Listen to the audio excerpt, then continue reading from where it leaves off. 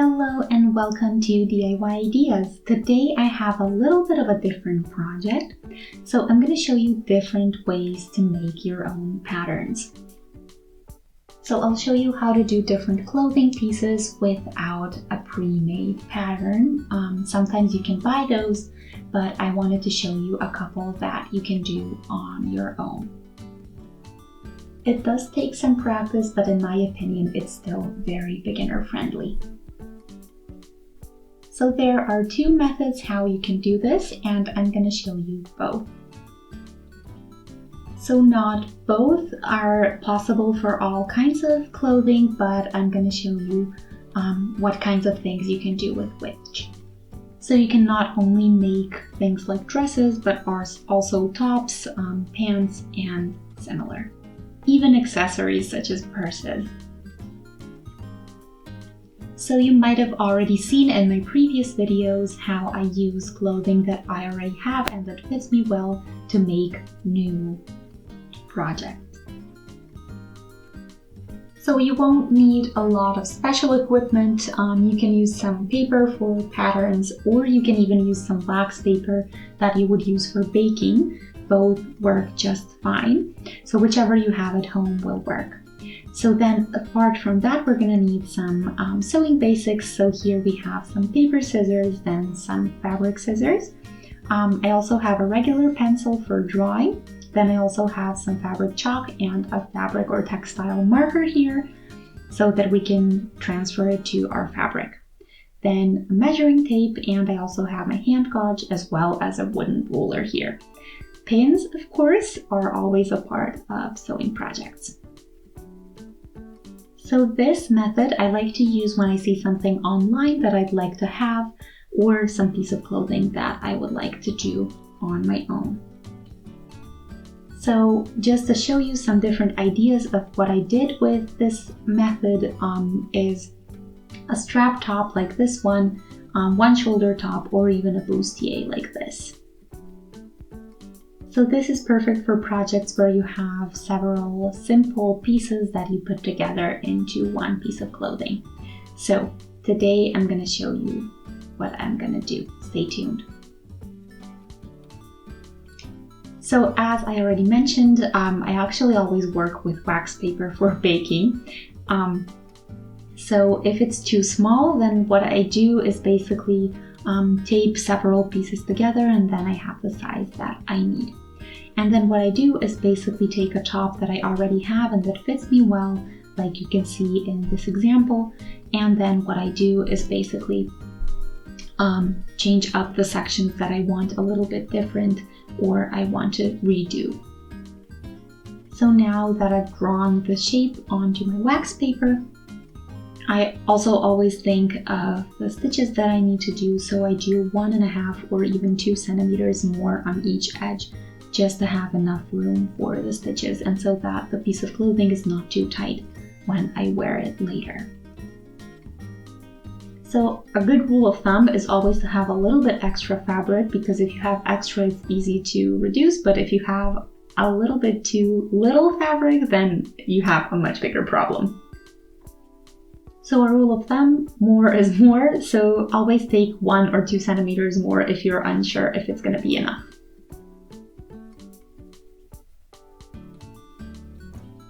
Another important step, not to forget, is to measure your own body size and measurements before you get started. Of course, also you need to take care if your fabric is stretchy or not, but this also comes with practice, so don't be scared to try it out. So you see here the one shoulder that I did, the strap here was kind of part of the main section, so it wasn't difficult to draw it on here, but make sure not to forget the straps and to measure those as well. You can also put the pattern itself onto your body and see if the size fits, like with these cups here. As far as the type of fabric goes, of course, if you have some jersey fabric like this one, something that's stretchy, you need to take that into account. So it's best if you can use a similar top that you want to recreate and use that as your dummy, so to speak. If you're a beginner, I would recommend starting with something that doesn't stretch, just because it's going to be a lot easier to work with, like this fabric on the right that I have here. So that way you'll have the same fit that you planned for. Also, another tip, if you're doing a top, the back section is not going to be the same as the front section. So usually the back is a little bit narrower than the front, just because we have different body shape in the front and the back. And yeah, you just need to make sure that those are not equal, because if they are, they're gonna look weird when you wear them on your body. So you see when I pin the one side to align the edges, then the other side is kind of gonna be a little bit weird. So what we're gonna do there is align the edges anyway and pin them. So what I did here is basically measured everything and made sure that my lines are straight and equal on both sides. So especially with crop tops or even just regular tops with some straps, it's really important that they're symmetrical so that everything looks nice, especially if you're doing something like this on top, so that the shape is kind of kept and doesn't look asymmetrical. So what you can always do that by folding everything in half and looking if it matches. It's the same thing with the front and the back. So they should be identical except for the width for the back section that we just talked about. Everything else should be the same. So the top and the bottom edges should be the same in the front and the back. And then when you're satisfied with the pattern, you can basically take your fabric chalk or your textile marker or whatever you have and transfer this onto your piece of fabric. I usually like to take another centimeter more for the stitches just to make sure that I have the appropriate width in the end and something that's going to be comfortable to wear. So as I said, more is more. Definitely take 1 or 2 centimeters more at this step as well. It's going to be a lot easier to adjust if you have a little bit extra fabric than if you don't have enough fabric. In that case, it might be really tricky to make it work and still make it look really nice. And then we can cut everything out and put the pieces together. So you can see here that I have the bra section, the cups that I want to do with my bustier top. So you see here what I'm doing. I'm basically doing a little band here in the middle to make sure that it's a little bit more stable. The length and the width you need to be aware of before you get started, just to make sure that you have symmetrical pieces. If you're doing something in pairs, like cups, you obviously need 2, so you want to make sure that they are both the same. So just make sure that everything is nice. You can always put it on top of each other, fold it in half, and then cut it out and later separate the pieces if you need to. And that way you're going to get equal pieces that are going to yield a symmetrical and a neat result in the end. The second method is also going to be simple. So I have here some pants that I know fit me well. And here I just take a piece of clothing that I already have and know fits me, like these pants. And in this case, I use that as my pattern without using any kind of wax paper or pattern paper or drawing on any kind of paper. So basically what we're doing is transferring directly from one piece of fabric to another. So this is the second version, the second method, and it doesn't involve any drawing or patterns. So in this case, you need to make sure that your type of fabric is also similar to what you want to make in the end, just to make sure that the size and the measurements are going to stay the same and are going to stretch in a similar way, in a similar fashion as your piece of clothing you already have.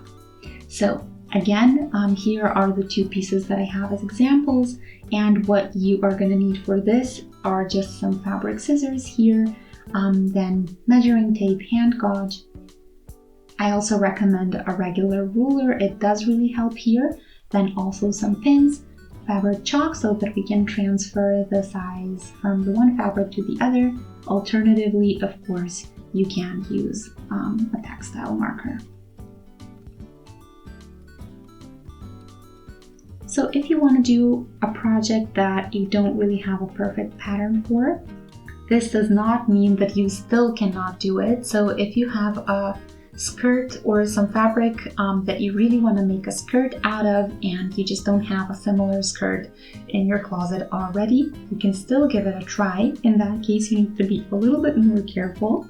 So you can do something that has similar elements, like maybe this section here on top or a similar width.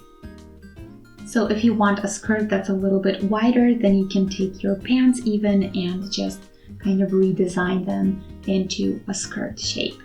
So that is definitely possible, and you can use several pieces to get some other pieces of clothing. And I think that's really fun and really interesting to work with. So for example, adjusting the width is never a problem. So this is a really cool method, I think, because you don't have to measure your own body, so there's no room for mistakes there. You already have a piece that fits you, and then you just use that as your pattern.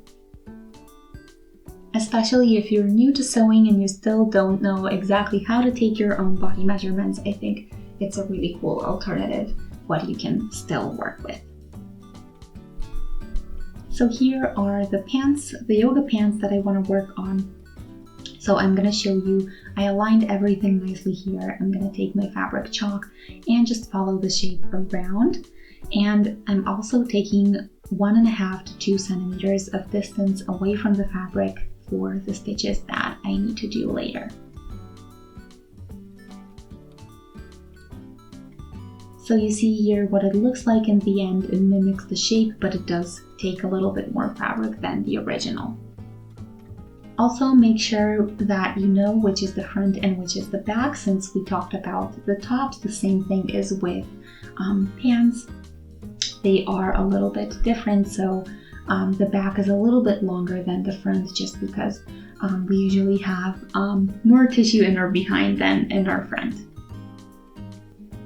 So if you'd like to make a little bit of a different shape here on the bottom, as I do, you can do this.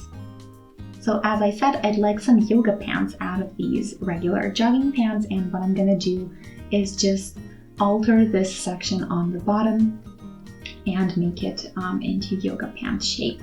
So what I'm doing is taking my ruler, positioning it where I'd like it to be, and also just make sure everything is aligned and in place before you do this, and your fabric is folded over since you're gonna need several layers, and then we're gonna do that on both sides. So mark so that we have the same distance, and then just pull the line.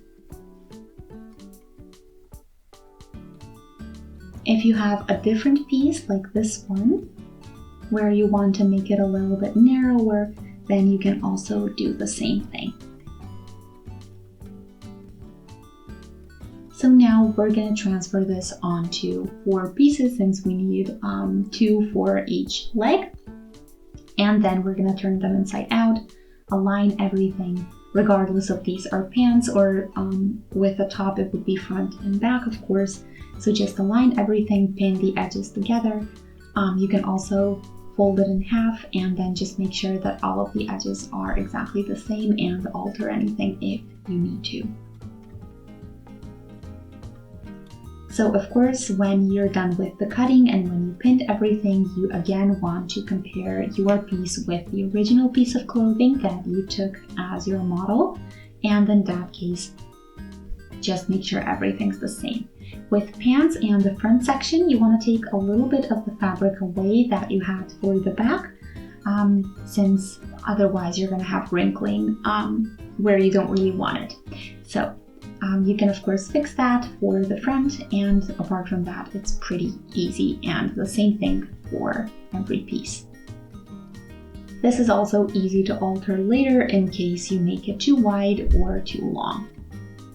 Then also, if you'd like to do something like a band here, a band on top, you're also going to need a little bit more fabric for that as well. So make sure you plan in advance what you would like your finished piece to look like. So here in this case, you can see that I basically did an extra band out of the same type of fabric, so an extra piece of fabric, and then I stitched it together so that it follows the shape that I want to, and I'm gonna pin it together with the top section and basically do a stitch to connect them, and that's pretty much it. Then when I fold it in half, I can push the band through an elastic band and make it look really nice in the end. Also, make sure to check the direction of your stitches on your original piece so that they're not stretching in the wrong way. And you can also make sure that you have the pretty side on the inside, or whichever way you want it to be, but just make sure that you're not stitching up the wrong way around and then have one inside and one outside showing. And what I really like about both of these methods is that they are really giving you a lot of freedom to do this pretty much in any way that you like. So they are very creative. I think they're super beginner friendly and you can work with them very easily. And they're really cool to practice on as well, and you're gonna get some really great clothing pieces while you're at it. So I hope you enjoyed today's video. Let me know what you think, and I'll see you in one of our next projects. So until then, have a wonderful day and stay tuned. Bye!